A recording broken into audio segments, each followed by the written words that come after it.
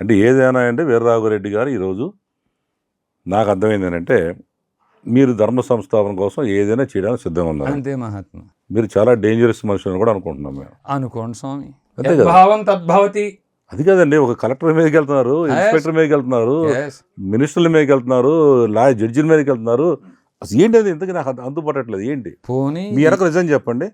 మీ వెనక ఏదో ఒక సంస్థ ఉంది, ఆర్ఎస్ఎస్ లాంటిదా, లేదు మీరంటే అఘోరా సంస్థలా, ఏమున్నాయి చెప్పండి, మనకు తెలుసు. మా వెనక మీరే ఉన్నారు అనుకుంటున్నాం మేము. మేము ఎట్లా ఉంటామండి? ఈరోజు అభిమానంతో మమ్మల్ని పిలిచి కూర్చోబెట్టారు. అది కాదు కదా, ఇప్పుడు మీరు తెలుసుకోవాలి. ఏంటి మీ చూసే కదా, మీరు ఎవరో నాకు పరిచయం లేదు, నన్ను సోషల్ మీడియా చూసి మీ నంబర్ సంపాదించి పిలిచాము. ధర్మస్థాపన కావాలని కోరుకునేవారు ప్రతి వారు మా మనుషులేనండి అయ్యా. ఏమండి, వారు ఏ సంస్థలో ఉన్నా, ఏ వ్యవస్థలో ఉన్నా, ఏమండి పోలీసు వ్యవస్థలో కూడా మా వాళ్ళు ఉన్నారండి. ఏమిటండి, పోలీసు వ్యవస్థలో కూడా ధర్మస్థాపన కోరుకునే ఐపీఎస్ ఐఏఎస్ ఆఫీసర్లు కూడా మా వాళ్ళు ఉన్నారండి. మీరు సపోర్ట్ చేస్తున్నారు. సపోర్ట్ కాదు స్వామి, ధర్మస్థాపన అవసరం అని కోరుకునే వాళ్ళందరూ రామరాజ్య స్థాపనలో కీలకంగా పాత్ర పోషిస్తున్నారు. అసలు మీ సంస్థలో ఎన్ని వేల మంది జనాభా ఉన్నారు? మీ ఆర్గనైజేషన్ మెంబర్స్ చెప్పండి స్వామి. ప్రతి జిల్లాకి ఓ పాలకులు ఉన్నారు. మొదటి దశ. రెండవ దశ నియోజకవర్గ పాలకులను ఏర్పాటు చేసుకున్నాం. ప్రతి నియోజకవర్గానికి ప్రమాణ స్వీకారాలు సుమారు 70% పూర్తి, మీకు ప్రమాణ స్వీకారాలు పూర్తి అవ్వలేదు. www.ramarajyam.net వారి పేర్లు గోత్రాలతో సహా ఉన్నాయండి. ఎంతమంది నేను చెప్తున్నాను కదా, ఎన్ని నియోజకవర్గాలు ఉన్నాయి 2 రాష్ట్రాల్లో. 294. నెక్స్ట్ ప్రతి మండలానికి కూడా పాలకులను వాళ్ళు ఏర్పాటు చేసుకుంటున్నారు.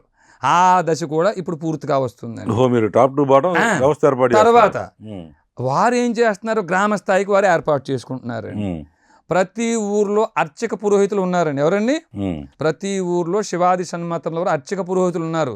వారికి కూడా పనిని కేటాయించాం.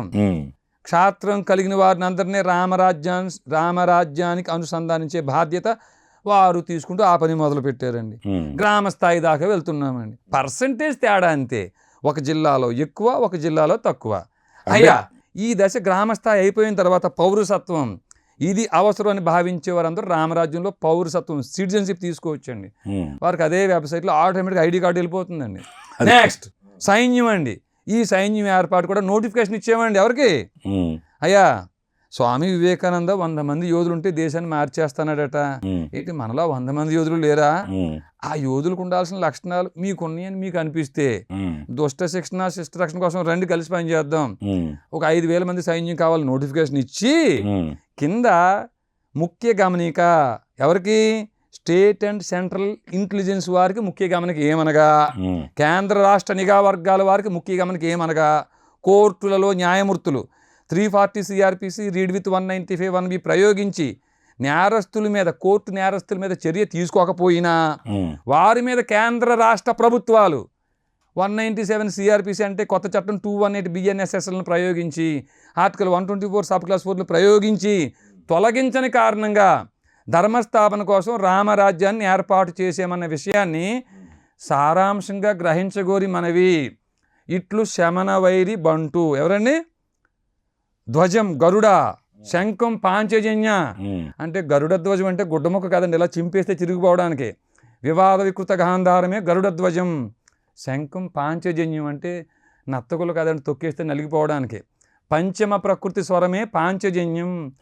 సరిరిగ గమమపాయను పంచమ స్వరం ఆయుధాలతో రామరాజ్యాన్ని ఏర్పాటు చేశాం అన్న విషయాన్ని సారాంశంగా గ్రహించండి అని ఇంటెలిజెన్స్ వారు కూడా పంపించి పని మొదలుపెట్టాం స్వామి.